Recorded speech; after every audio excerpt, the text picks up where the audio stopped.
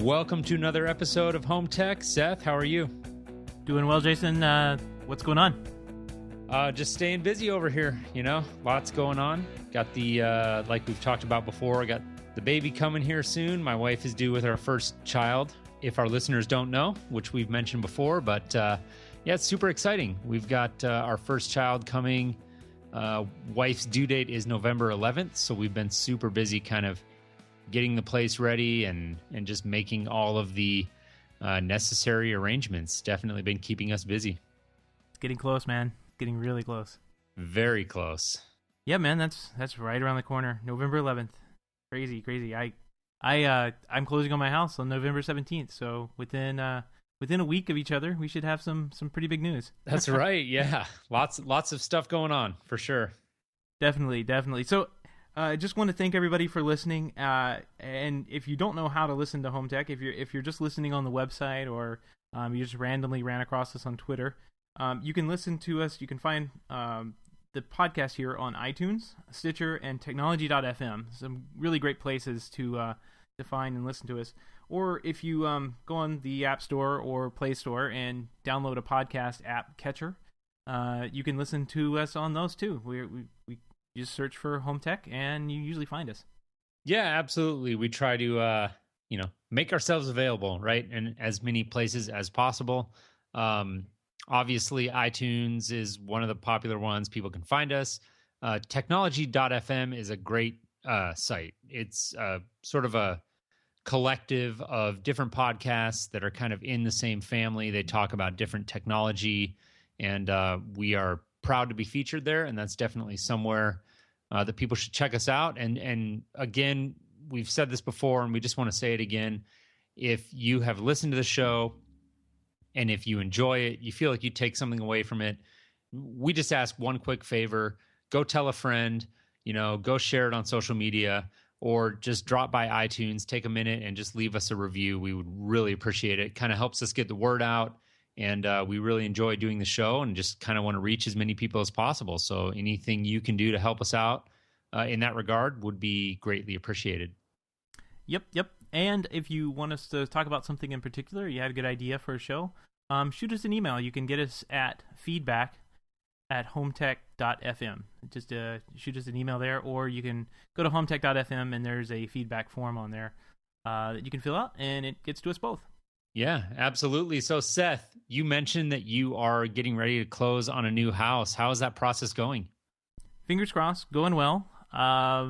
We did the inspection the other day, and for a house that really hasn't been touched since 1969, it is in pretty good shape. I'm really, really happy with the major things like roof, AC, plumbing, that kind of stuff. That in the walls, they're all there. Mission critical stuff, right? Yeah, exactly. It is a house, period. It definitely needs a lot of updating for some of the there's no lights in the house. It's really odd that they designed how they designed homes back then. Every room has a switched outlet in it, right? Right. Very strange. But one thing I did find interesting was that it had a 4-zone sprinkler system outside, which I hadn't noticed before, but I thought was pretty cool. So I'm gonna get one of these Sky Drops or Ratio devices and give it a whirl whenever I get moved in and settled down.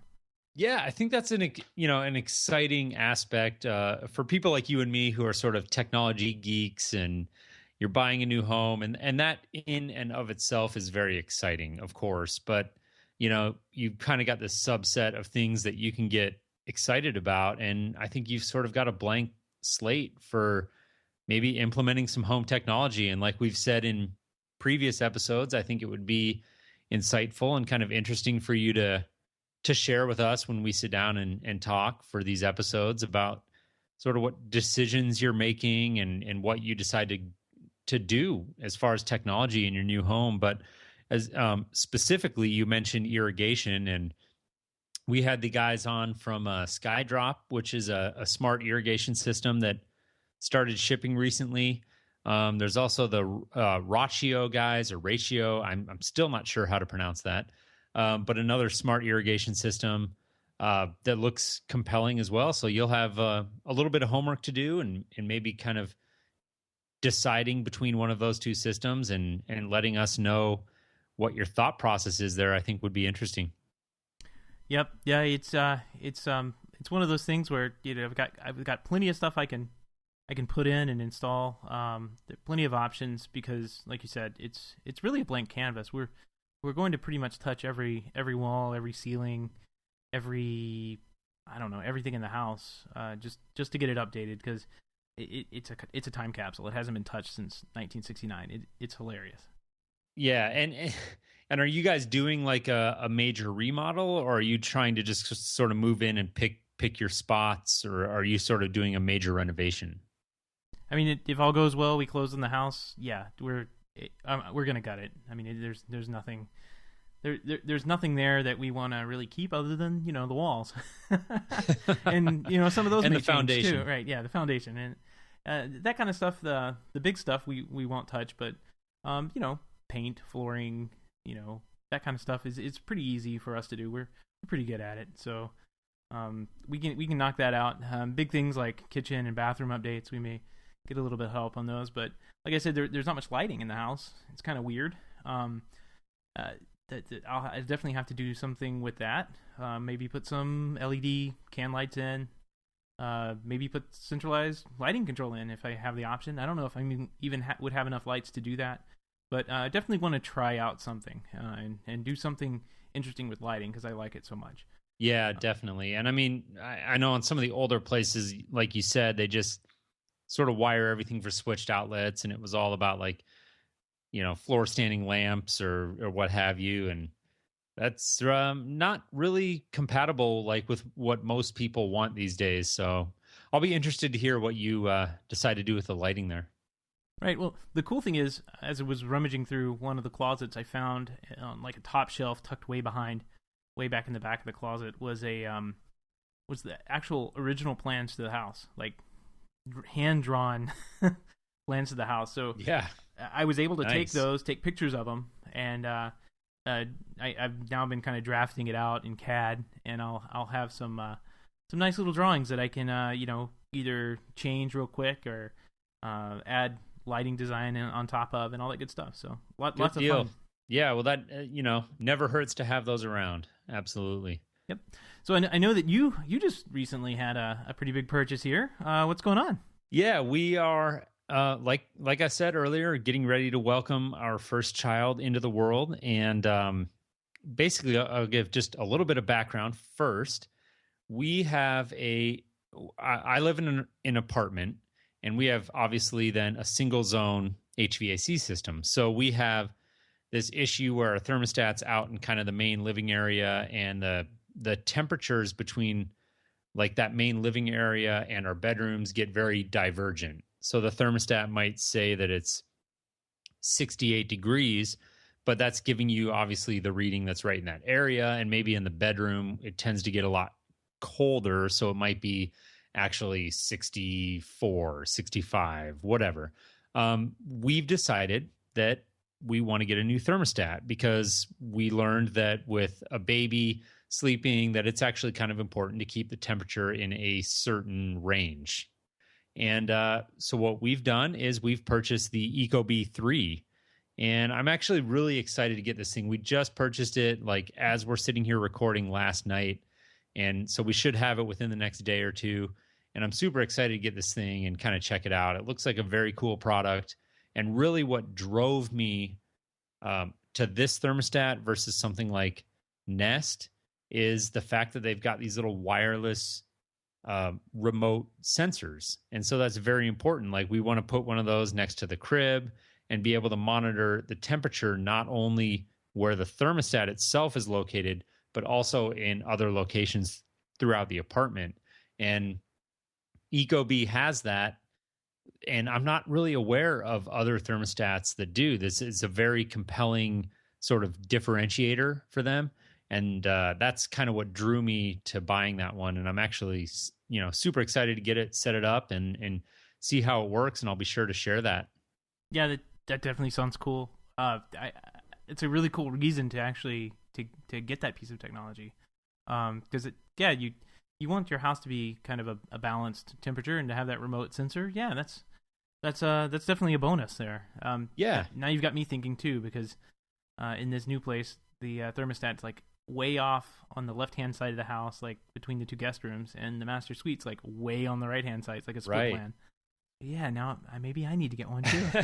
Well, it's one of those things, like, to be honest, I'm kind of surprised that we haven't seen this sort of offering from Nest or anyone else really, for that matter, because in the world of professional integration like you and I do, this is very common practice. So you have a thermostat itself that's maybe located in a closet or down in the basement, and you run a wire from that thermostat out to like a remote temp sensor. And so that way you don't have to see a thermostat in every room. You just have this small little circular temp sensor out in every room, and that's conveying like the necessary information down to the thermostat. And like for some time now, I've been wondering to myself, why doesn't Nest have this? Like, it's a very intelligent product. Why can't I just take a little temp sensor that goes on the Wi-Fi or Bluetooth or whatever and put it in all my rooms and have it monitor temperature throughout and try to kind of balance things? And there's not a whole lot of companies that are doing this. I certainly don't think Ecobee is the only one. Like EcoVent comes to mind. We had those guys on before, but that's a little bit of a, kind of a different architecture, right? And this, to me, just struck as a perfect fit for what I was looking for. Like, we really need to monitor the temperature, not just where the physical thermostat is located, but also in different locations throughout the apartment. Yep. Yeah, definitely. And did you say, I think you said before that you have Control 4 in your house? I do, yes. So there's actually a Control 4 driver for Ecobee. So you can actually integrate it. Ecobee actually had an API well before Nest did. It was magical that they put that out. But yeah, I think the Drivers Lab, which is some guys that put together a couple of pretty cool Control 4 drivers, have an Ecobee. I'm not sure if it works with the 3, but I'm sure it does. They have a driver for that, so you should be able to check that out too. Yeah, I'm super excited to get it put in, and I think it's just like on our last episode we had Ted Shrimp on from Smart Home Ventures, and he was talking about the Peak home automation system, and he specifically mentioned that when we asked him about their target customer, he specifically mentioned new parents, and that really resonated with me.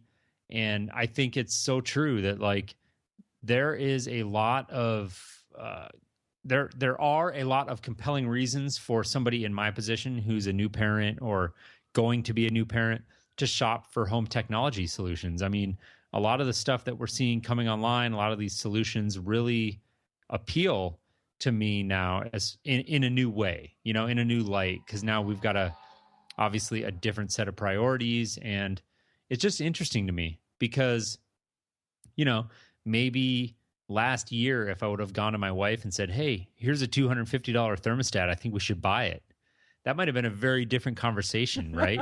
Oh, yeah, buddy. So it's funny. It's funny. Yeah, now it's like, hey, the doctor says we need to buy a $250 thermostat. Yeah. So, done. No, now she's like, thank you for researching this. This is awesome. It's a perfect solution. Beautiful, man. Beautiful. And it is, it is. It just changes the context. Yeah, definitely. Cool, man. That's awesome. Yeah, definitely. So, we should jump into the news here. We had a couple stories we want to talk about. Obviously, today, as we're sitting here recording this, we had another Apple event, and I was a little bit bummed out because I had some big client meetings today and was not able to watch. So I've read a couple of sort of summaries and have at least an overview of what they talked about. But as far as I know, you were able to watch the whole event, Seth. Is that correct? Yeah, most of it. I hooked up a Apple TV real quick to a security monitor we had here at the office, and watched it on that, and just kind of had it playing in the background. But there really wasn't much announced in the way of home technology. New iPads, which are just amazingly thin, which I think it's pretty cool. I'm still rolling with an iPad 4, which is, my wife has the iPad Air, and it's just a fraction of the weight and size.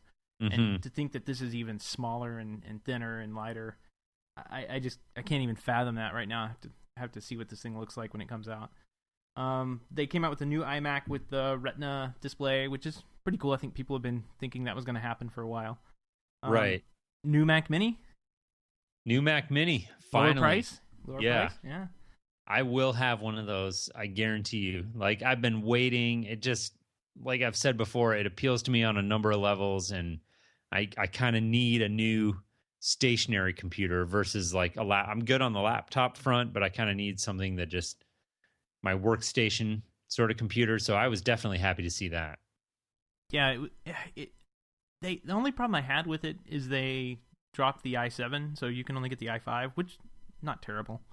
But they did make them. They did come up with make them faster. So for a computer, it's still. I mean, for the price, what was it? $499 starting at $499. Starting at $499. Yeah. And it's the only one of the only Apples that you can actually break apart and actually upgrade like the RAM inside of it. So don't ever buy the RAM from Apple on that. Just upgrade it yourself and max it out. You can do it for a whole lot cheaper. Yeah. Yeah, I mean, the new iPads look amazing. The new iMac, cool, but doesn't really appeal to me. I was still bummed. Like, I'm just waiting for some HomeKit news, but it's been like all quiet on the HomeKit front. You know, we're just not getting anything. And every Apple event, you and I are like, okay, we're going to hear something. Like, this is going to be the event where they talk about HomeKit, and there's going to be the big unveiling. But, you know, again, we were foiled. Yeah, I'm not sure. I think we just both probably should. Well, I say both. I think I should probably just take a deep breath and kind of look at what actually is taking place. Apple just finalized the MFI HomeKit specs the other day. I think on the 8th. Mm-hmm. So that means manufacturers are still kind of getting together what they're going to do long term. And I just think we're looking at probably another year, half year to a year, 9 months, 12 months before we see anything actually hit the market in any major quantity, because they only announced this back in June that they're going to do this, or June or July. So you're looking at, at least, 12 to 18 months for this stuff to go from drawing board type product to actual implementation. Yeah, that's true. It's one of those things that it's a bummer to think about. Like, hey, we could be looking at this stuff later. And I guess now it just shows that Apple isn't going to be in the home automation market. They're going to rely on everybody else to do the hardware implementation, which is cool. I mean, that's fine. But it kind of sucks that we're not going to see anything for maybe another 6 months before anything comes to the market. Yeah, I mean, I think obviously you and I are more tuned into that. And the Apple events get a ton of coverage, and obviously there's a whole bunch of blogs and podcasts out there that talk about the Apple events and talk about Apple basically exclusively. So when we look at these Apple events, we're really focused on, why does this matter for the home automation market, the smart home market? And we just want it to happen quickly. And I think you're right. It is going to take time. Like the made for iPhone, the MFI spec was literally, the news broke this week that it was like officially finalized and had been put out there for people to actually work with. And I think that if my understanding of it is correct, that they had given, a few manufacturers, a few people out there kind of a preliminary look at it, but now is sort of when the ball really starts rolling. And now is when the rubber meets the road and people can really take a look at the spec, start developing products, start developing software that's based on the spec. And I think you're right. Probably until we really start seeing product shipping or even hearing about it, probably 6 months to a year until this really takes hold. Yep. Yeah, I just, want something faster. I want it now. Yeah, and like I said, every Apple event we're like just hoping for it. But we've talked about it before. Like the Mac Mini is something that I've been waiting for, and I was super excited to see that today. And we'll just have to sort of bide our time as far as a new Apple TV, I think, is something that you and I are both excited about. And then just generally an event maybe where Apple will come out and really just give HomeKit its due and kind of make it sort of the focus of an event and really kind of blow it out. I don't know if that's ever going to happen. I think it will, but it's going to take some time. Yep. So speaking of taking time and specs being finalized, Thread, which is kind of a competitor to HomeKit in some respects, and then some respects not. More of a competitor to Zigbee and Z-Wave, which are the wireless protocols that most people are using for their lighting and sensor devices. They have officially opened up their membership. Yeah, I saw that. I mean, it's something we talked about not too long ago, and it's definitely a compelling initiative. And I think it's one of these things that sort of hard to decipher as somebody who watches the market, like how this sort of is different from something like HomeKit. Like you sort of alluded to it, this is more of like a wireless communication protocol, whereas HomeKit is like a framework, I guess. So it gets a little convoluted there. But Thread has a bunch of big players behind it. It's one of these initiatives that from a high level is basically aimed at getting people on the same page. I mean, you've got a lot of players in the smart home market who are developing products. And I think sort of the more standardization that we can get in the market, the better.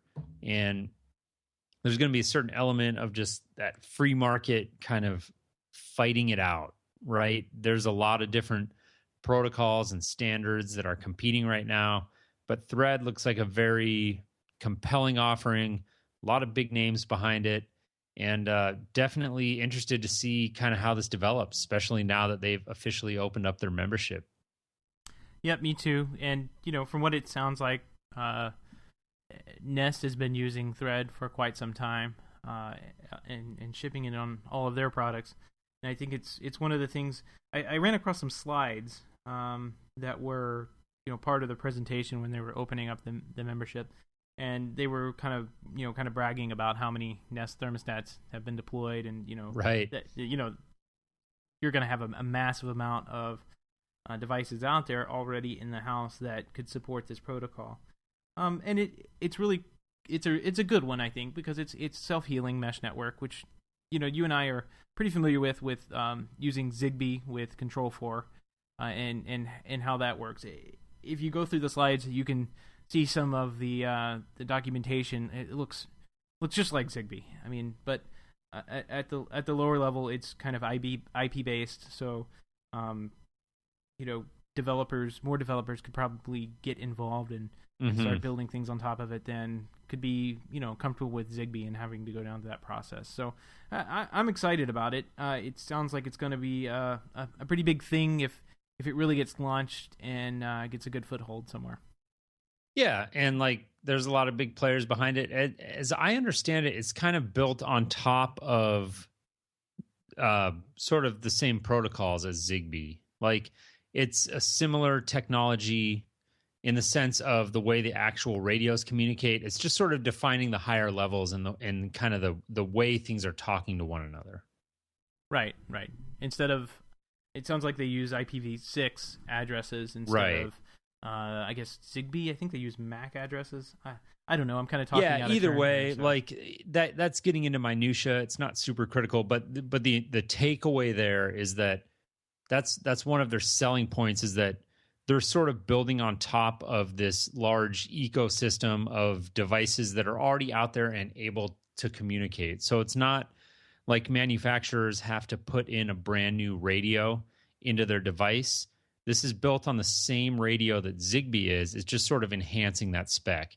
And again, I'm not a developer. I don't understand all the nitty gritty of it, but I don't think that's really important to understand. I think that generally from a high level, what's important about Thread is that it's a big initiative. There are big players behind it, and they're really trying to make a push into sort of standardizing the way things communicate. And we're seeing a lot of that, obviously. You and I talk about it. We actually joke about it. Have a little bell we ring every time a new protocol comes out. But at the end of the day, really what's important is that this stuff does need to standardize. And it's kind of the Wild West right now still. And I think any initiative like Thread that's trying to sort of bring things together and make it simpler for devices to communicate with one another is a good thing. And that's why I'm interested to watch Thread. Yep, same here. So kind of on the higher prosumer and dealer side of things, we're going to cross this interesting article. I think it was in CE Pro. Actually, I think it was a summary in CE Pro, and I went online and found like a deeper, longer article by Robert Archer, and we'll link to it in the show notes. Where he's kind of saying that 4K feels like a transition to some people, and that we're headed towards more larger displays, which kind of makes sense because Apple came out with a 5K display today, right? So 4K obviously isn't where we're going to stop. It's going to keep going up, and we're going to get eventually to 8K, which is, I guess, double the size of 4K. And according to one of these guys in the article, the holy grail of video, which would be cool.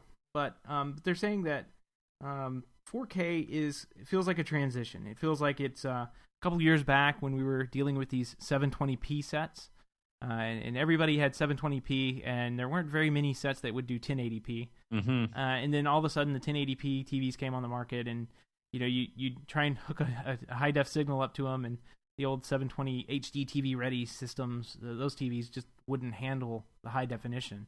Right. And I don't even think they had HDMI cables on them. Some of them. It was always an issue when we went to hook up older TVs that the clients had provided. Yeah. I don't know. Like this, I read this article, and I'm not sure that I completely agree with it. I think the takeaway was that 4K is kind of a stopgap, maybe on the next step to 8K. I don't know that that's really true. Maybe it is.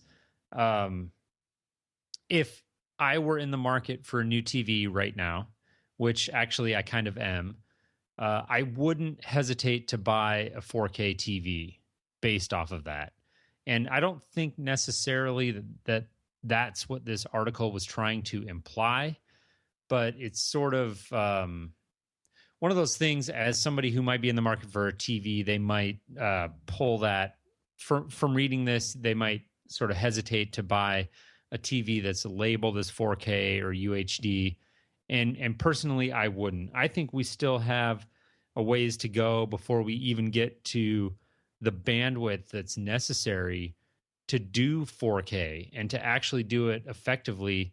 And I just don't know, like 8K, they're doing 8K in Japan right now. I mean, it's not something that's sci-fi or futuristic. Like, it can be done, but I was a little bit confused by this article.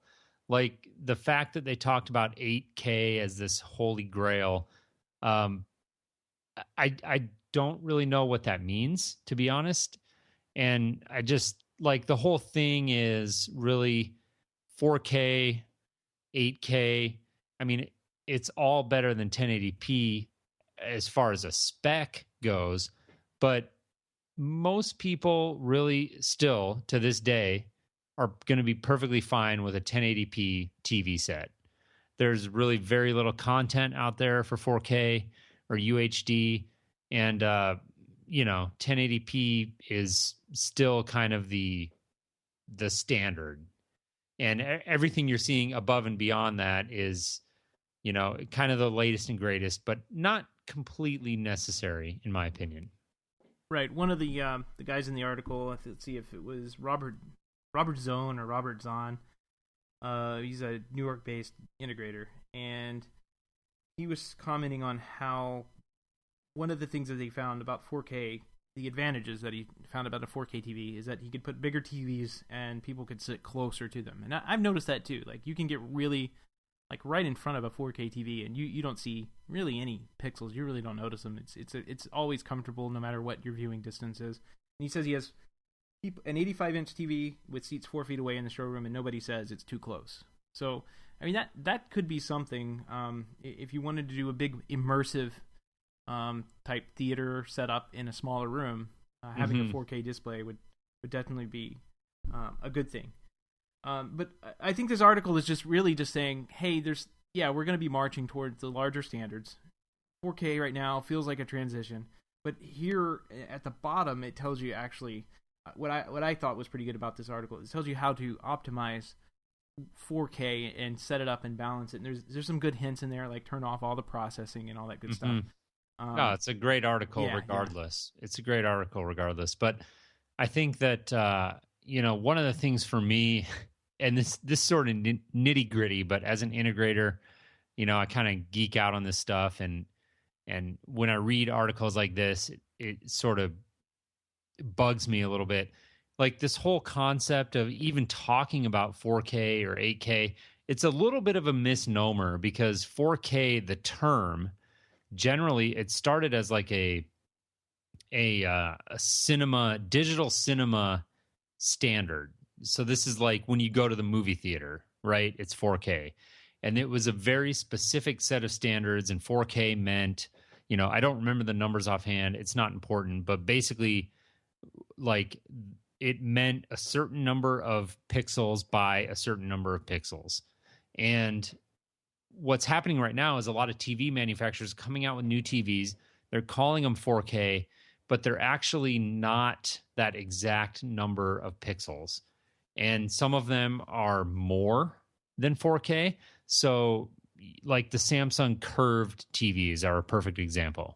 Those actually have a greater number of pixels than a true 4K display. So they're marketed as 4K, but really they're 4K capable. And the only way that you really get true 4K is if you set it to like 1-to-1 pixel mapping, which is mentioned in this article. And if you set it to anything other than 1-to-1 pixel mapping, or sometimes it's called native resolution, or there's different names for it. If you set it to anything other than that, you're not getting quote unquote true 4K. What you're getting is, upscaling or what have you. And most people, granted, don't care about that. If the picture looks really good, they don't care. But as an integrator and somebody who really understands the technology, like, the use of the term 4K has become a little bit loose, in my opinion. And now we're talking about 8K already, and like we haven't even really settled on a true standard for 4K. So this all feels a little bit like, I don't know, premature maybe, or just like splitting hairs about things. Yeah, the marketing people are lying to us again, aren't they, Jason? That never happens. No, never happens at all. Yeah, so I'll get off my soapbox now, but I think it's important to understand, especially if people go and click through on that article and they read about it, and at the end of the article they mention that 1-to-1 pixel mapping, and that can be a little bit confusing to people, but the idea is just that it's not doing any upscaling. It's just a native resolution. Yep. And you want to put it in. You want to take all of that AutoMotion Plus, all that garbage, turn all the processing off, and like you said, put it in the native 1-to-1 pixel. And it also says in this article to do a tune-up on it, and they kind of list a couple things that you could do. But there's a really cool app that I found on the iTunes store. I mean, I'm sure there's probably something on Android too. I'm just not sure. But this is actually a THX tune-up app. Have you seen this thing? I have not. Yeah, I'll put a link to it in the show notes here. But what you do is you load this app, and then you AirPlay over to your TV using, I guess, an Apple TV. And you can calibrate your system to THX specs, for what that's worth. But you can... Oh, that's cool. Yeah, you can get the video all lined up and the contrast set correctly. And and it just kind of uses... It's just an app that you download. It's free. So, pretty cool. No, that's very cool. You'll have to throw that up in the show notes. I'll have to check that out. I actually was not familiar with it. Yep, it's been around a little bit, but just I don't think too many people know about it. Yeah, very nice. All right, well, that was really it for the news this week. I was really hoping that we could talk Apple HomeKit major announcement, but it just wasn't in the cards. Yeah, we'll still be doing this in 6 to 8 months and have a lot to talk about, probably. Yeah, absolutely. So we'll wrap up here. But again, just want to thank everyone for listening. We really appreciate you tuning in. Again, if you enjoy the show, just hop over to iTunes, leave us a review. We would really appreciate that. Of course, just tell a friend, share it on social media, or stop by HomeTech.fm, leave us a comment. Or, if you want to be featured on the show sometime, maybe leave a comment or a suggestion and we'll play it on the show. Go over to speakpipe.com/HomeTech.fm and just follow the prompts there. And that could be your opportunity to be featured on a future episode of HomeTech. Yeah, those are so cool. Yeah, we definitely enjoy those and trying to encourage people to kind of get involved. We really want to hear back from our audience and kind of make this a communal thing. This isn't just me and Seth here talking. This is, home tech. Like, we're all into it, and we really want to kind of hear back from you guys and let us know what projects you're working on or what questions you might have. We welcome it all. So definitely don't hesitate. Yep, sounds good. We just want to wrap up now and say thanks for listening. Jason, have a good one. All right, Seth, take care.